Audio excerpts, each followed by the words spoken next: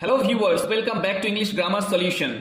আজকে আমরা দুটি ইম্পর্টেন্ট ভার্ব নিয়ে কথা বলবো। একটা হলো ট্রানজিটিভ ভার্ব আর একটা হলো ইনট্রানজিটিভ ভার্ব। অর্থাৎ ট্রানজিটিভ ভার্ব এবং ইনট্রানজিটিভ ভার্ব কি, এটা নিয়ে আজকে আমরা আলোচনা করব। ট্রানজিটিভ ভার্ব হলো বাংলায় যাকে আমরা বলি সকর্মক ক্রিয়া, এবং ইনট্রানজিটিভ ভার্ব হলো অকর্মক ক্রিয়া। সকর্মক ক্রিয়া কি?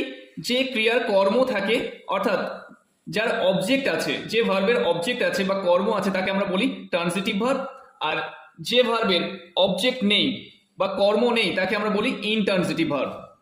তাহলে দেখে নেওয়া যাক কিছু ট্রানজিটিভ ভার্ব এবং কিছু ইনট্রানজিটিভ ভার্বের এক্সাম্পল। তাহলে প্রথমে আমরা ট্রানজিটিভ ভার্বগুলোর কিছু এক্সাম্পল দেখে নেব। আই লাইক কফি, এখানে ফার্স্ট যে এক্সাম্পলটিতে আছে আই লাইক কফি, এই সেন্টেন্সে লাইক হলো ভার্ব, এবং কফি এটা হলো অবজেক্ট, আচ্ছা, এটা আমরা অবজেক্ট কিভাবে বুঝবো? আমরা জানি ভার্বকে কি এবং কাকে দিয়ে প্রশ্ন করলে যে উত্তর পাওয়া যায় সেটাকে আমরা বলি অবজেক্ট। এখানে আমি পছন্দ করি কফি, আই লাইক কফি, তাহলে আমি কি পছন্দ করি? তাহলে উত্তরটা এলো কফি, এই কফিটা হলো অবজেক্ট। কফিটাকে বলা হচ্ছে ডিরেক্ট অবজেক্ট। অর্থাৎ অবজেক্ট দুই ধরনের, একটা হলো ডিরেক্ট অবজেক্ট, একটা ইনডিরেক্ট অবজেক্ট। সেটা কিরকম? কোনো বস্তুবাচক অবজেক্ট যখন আসবে, একটা বস্তুবাচক কর্ম আর একটি হলো ব্যক্তিবাচক কর্ম। এখানে যেহেতু কফি একটা বস্তু, সেজন্য এটাকে বলছি আমরা ডিরেক্ট অবজেক্ট। ভার্বকে কি দিয়ে প্রশ্ন করলে যে উত্তর পাওয়া যায় সেটাকে আমরা বলছি ডিরেক্ট অবজেক্ট। আর ভার্বকে যখন কাকে দিয়ে প্রশ্ন করব যে উত্তর পাবো সেটাকে আমরা বলছি ইনডিরেক্ট অবজেক্ট, বা সেটা একটা ব্যক্তিবাচক অবজেক্ট হতে পারে। তাহলে এই যে লাইক ভার্বটির অবজেক্ট এখানে পাচ্ছি আমরা কফি, সেজন্য লাইক একটি ট্রানজিটিভ ভার্ব। লাইকটা কি? Transitive verb. আমরা ট্রানজিটিভ ভার্বের শর্ট ফর্ম টি ভার্ব লিখলাম, ট্রানজিটিভ ভার্ব। তারপরের এক্সাম্পলটা দেখে নেব। আই লাইক হিম, আমি তাকে পছন্দ করি। এখানে ভার্ব হলো লাইক, এটা হলো ভার্ব। হিমটাকে আমরা অবজেক্ট বলছি, কেন? আমি পছন্দ করি, কি বা কাকে দিয়ে প্রশ্ন করলে, ভার্বকে কি বা কাকে দিয়ে প্রশ্ন করলে যে উত্তর পাচ্ছি সেটা হলো অবজেক্ট। আমি কাকে পছন্দ করি? না তাকে, এটা হলো অবজেক্ট।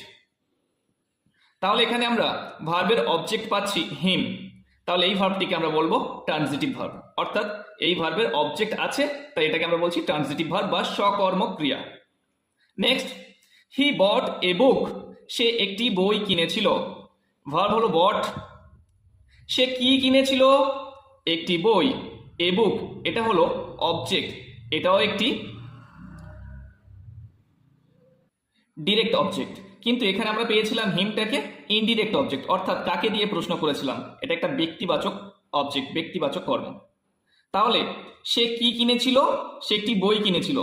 তাহলে কি দিয়ে প্রশ্ন করলে আমরা যে উত্তর পেয়েছি সেটাই হলো অবজেক্ট। তাহলে এই বাক্যের অবজেক্টটা, এই ভার্বের অবজেক্ট থাকার জন্য এই বট ভার্বটাকে আমরা বলছি ট্রানজিটিভ ভার্ব, টিভি। নেক্সট, হি হেল্পড মি, সে আমাকে সাহায্য করেছিল। হি হেল্পড মি, সে আমাকে সাহায্য করেছিল। এখানে ভার্ব হলো হেল্পড এবং মিটা হলো অবজেক্ট। কেন? তার কারণ হলো সে আমাকে সাহায্য করেছিল। কি বা কাকে দিয়ে যদি আমরা প্রশ্ন করি, সে কাকে সাহায্য করেছিল? আমাকে। এই আমাকে, মিটা হলো একটা ইনডিরেক্ট অবজেক্ট, কারণ এটা ব্যক্তিবাচক, কোন একটা পার্সনকে বোঝাচ্ছে। যখন কোনো পার্সনকে বোঝায় তখন সেটাকে আমরা বলি ইনডিরেক্ট অবজেক্ট। তাহলে এই ভার্বের অবজেক্ট আমরা পেলাম মি, সেজন্য হেল্প ভার্বটিকে আমরা বলছি ট্রানজিটিভ ভার্ব। তাহলে এখন দেখে নেওয়া যাক কিছু ইনট্রানজিটিভ ভার্ব। ইনট্রানজিটিভ ভার্ব, প্রথমেই আমরা বলেছি যে ভার্বের কোনো অবজেক্ট নেই তাকে আমরা বলছি ইনট্রানজিটিভ ভার্ব। তাহলে এক্সাম্পলটা কি হলো? আই গো টু স্কুল, আমি স্কুলে যাই। তাহলে এখানে ভার্ব হলো গো। এই ভার্বের অবজেক্ট আমরা কোনটা পাচ্ছি? এখানে অবজেক্ট আছে কিনা আমরা দেখবো। তাহলে ভার্বকে আমরা কি বা কাকে দিয়ে প্রশ্ন করলে যে উত্তর আসবে সেটাকে আমরা বলবো অবজেক্ট। তাহলে আমি যাই, আমি কাকে যাই বা কি যাই, এর কোনো উত্তর আসছে কি? না, এর কোনো উত্তর আসছে না। সেজন্য এই যে স্কুলটাকে আমরা অবজেক্ট ধরতে পারি না। স্কুলটা হলো একটা অ্যাডভার্ব অফ প্লেস, স্কুলটা হলো অ্যাডভার্ব অফ প্লেস। তাহলে এই ভার্বে গো ভার্বের কোনো অবজেক্ট আমরা এখানে পাচ্ছি না, কি বা কাকে দিয়ে প্রশ্ন করলে কোনো উত্তরই মিলছে না, সেই জন্য আমরা গো ভার্বের কোনো অবজেক্ট পাচ্ছি না। সেই জন্য গোটাকে আমরা বলছি ইনট্রানজিটিভ ভার্ব। ইনট্রানজিটিভ ভার্ব, গোটাকে আমরা বলছি intransitive verb. Next, he will go tomorrow, সে আগামীকাল যাবে। এখানে তো আমরা ভার্ব পাচ্ছি কোনটা, গো বা উইল গো, এটাকে আমরা ভার্ব পাচ্ছি। তাহলে এই ভার্বকে আমরা কি বা কাকে দিয়ে প্রশ্ন করব? সে কি যায়, সে কাকে যায়, তাহলে কোনো উত্তর আসছে না। এখানে অ্যান্সার কি আসছে, টুমরো, কিন্তু টুমরোটা এখানে অ্যান্সার কিছুই পাচ্ছি না, সেজন্য আমরা টুমরো এই যে এটাকে অবজেক্ট ধরতে পারি না। এটা কি অ্যাডভার্ব অফ টাইম, টুমরোটা হলো অ্যাডভার্ব অফ টাইম। তাহলে এই যে গো ভার্বের কোনো অবজেক্ট আমরা পাচ্ছি না, সেই জন্য আমরা গো ভার্বটাকে বলছি intransitive verb. Next, the sun rises in the east, সূর্য পূর্ব দিকে উদয় হয় বা সূর্য পূর্ব দিকে ওঠে। এখানে ভার্ব কোনটি, রাইজেস, এটা ভার্ব। এই ভার্বকে আমরা কি বা কাকে দিয়ে প্রশ্ন করব? সূর্য কি ওঠে, কাকে ওঠে, এর কোনো উত্তর আছে? এখানে কোনো উত্তর নেই। এখানে ইন দ্য ইস্ট, এই যে ইস্ট, এটাকে আমরা কি বলছি, অ্যাডভার্ব অফ প্লেস, এটা অ্যাডভার্ব অফ প্লেস। তাহলে এই যে রাইজেস ভার্বটির কোনো অবজেক্ট নেই, তাহলে যে ভার্বের কোনো অবজেক্ট নেই সেই ভার্বকে আমরা বলি ইনট্রানজিটিভ ভার্ব। তাহলে রাইজেস এটা কি একটা ইনট্রানজিটিভ ভার্ব।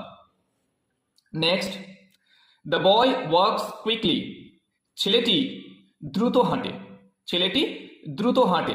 এখানে ওয়ার্কস যে ভার্বটি আছে, এই ভার্বের অবজেক্টকে আমরা খুঁজবো কি বা কাকে দিয়ে প্রশ্ন করে।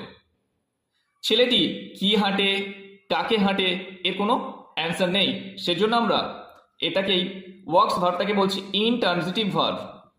এই যে কুইকলি, এটা কোনো অবজেক্ট নয়, এটা হলো অ্যাডভার্ব